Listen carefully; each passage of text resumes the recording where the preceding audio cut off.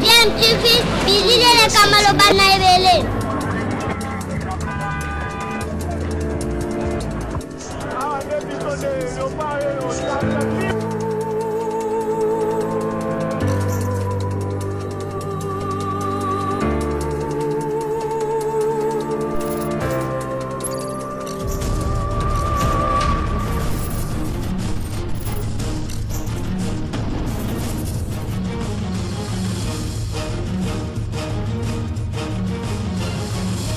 DMTV toujours en avant.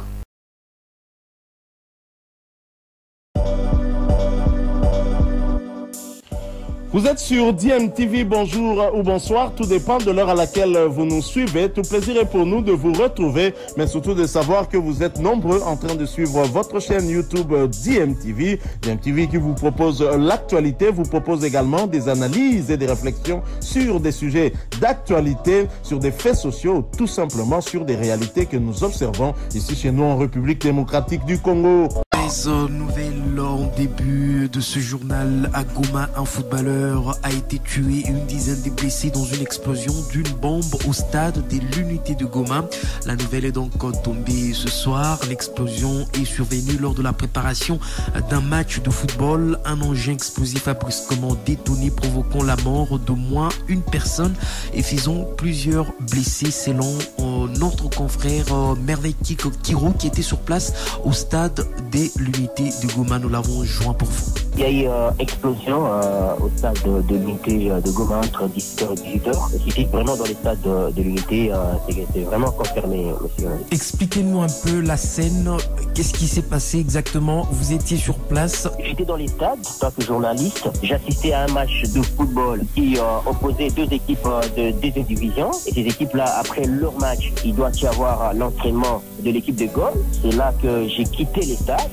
Quittant les stades, j'ai entendu un bruit derrière moi. Et en revenant, on m'a dit que c'était déjà une bombe qui a explosé. Je revenais déjà. J'ai commencé à voir de joueurs qui sortaient du stade pour l'urgence. C'était le joueur de l'équipe de l'académie de football Gaulle, donc Gom Academy of Leaders, qui s'entraînent trop souvent après le match, que ce soit après le match de la Minatou comme de la Centre de football de Goma. Ils s'entraînent trop tardivement et ce sont ces joueurs-là qui ont été plus victimes de cette explosion d'une grenade, selon les services de sécurité que j'ai rencontrés juste à l'extérieur et qui ont également analysé l'engin. C'était une grenade de type anti-tank qui a donc explosé. Et donc c'est sorti d'un soldat FARDC qui était au niveau de Bellevue, pour ceux qui connaissent la ville de Goma. Et donc c'est à quelques mètres, c'est à moins de 15 kilomètres entre cet endroit-là et le stade.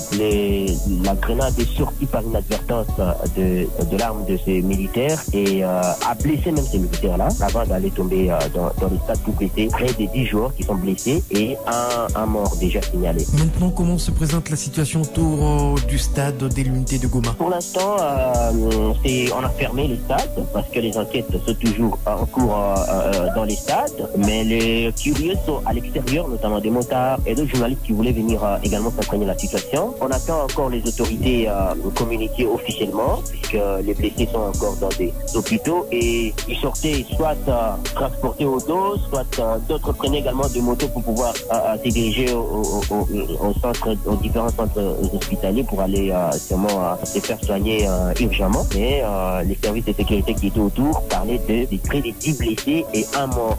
Voilà, c'était là notre confrère Merveille Kiro, journaliste sportif sur place à Goma.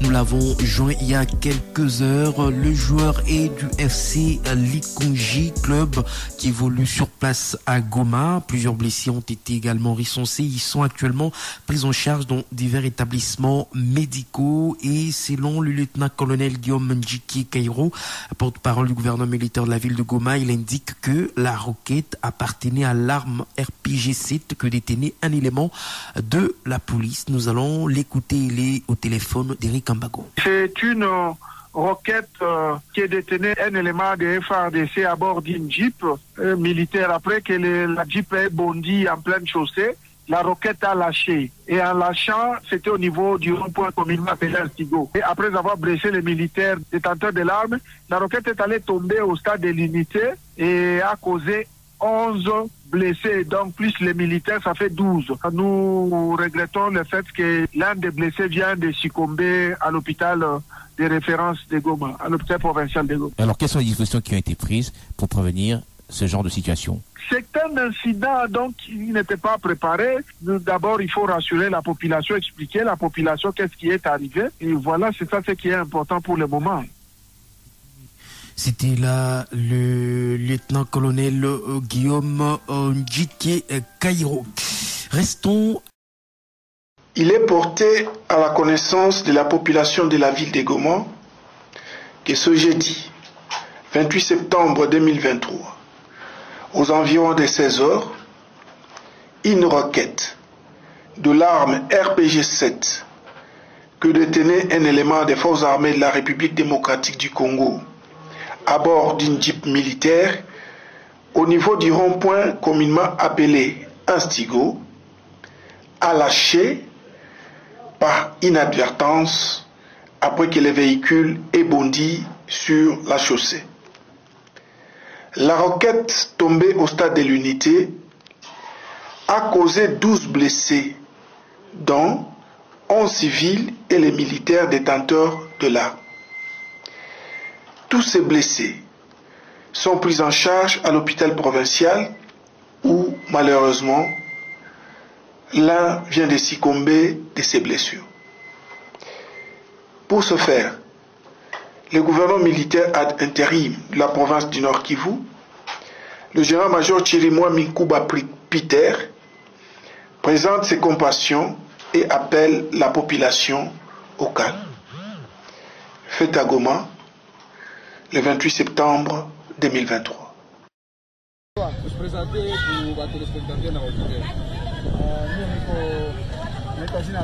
Papa Joseph, à chaque fois au stade, parce qu'il a fait prise en charge infirmière et à Batlet. Voilà. Comme il a dit tout à l'heure au stade, il voit subitement suivi le match et championnat local de Chaïcha entre Afia et National. Bon, baadaye goal ilikuwa pour kufanya entraînement. Subitement tunaona tu bomu inaanguka mstade na inaanguka pembeni ya surface de réparation mwanzo ya ile ya pelouse pale ile botili ya kukamata pelouse inaanguka pale. Donc ba joueur wenyewe walikuwa mengi walikuwa à côté mais wale walikuwa pembeni pale ya surface de réparation ndio balipata maitra kama jeune. Bomu ilikuwa sequence bila iko 4 blessés. Notamment il y avait 3 joueurs à vol na spectateur alikuwa ndani. Blessé wachina kwa hospitali. Mobiliser watu wa hospitali provincial ndio kwa wanapata matibabu. Bon, iko mablessé nya iko grave sana parce que ilikuwa kwa mabisi ilikuwa haikugusa kama nani kama nilikuwa. Alors pour un athlète, est-ce que selon biko na sport tena kucheza? Effectivement, biko na sport ya kucheza parce que il n'a pas touché les os, il va ikugusa tu ma muscle. Pale kama sasa watapata tu watasonyele ma blessure wataendelesha métier yao. Restons à Goma où a séjourné l'ancien international congolais Distel Zola. Sur place, il a donc participé dans un tournoi de détection pour des jeunes.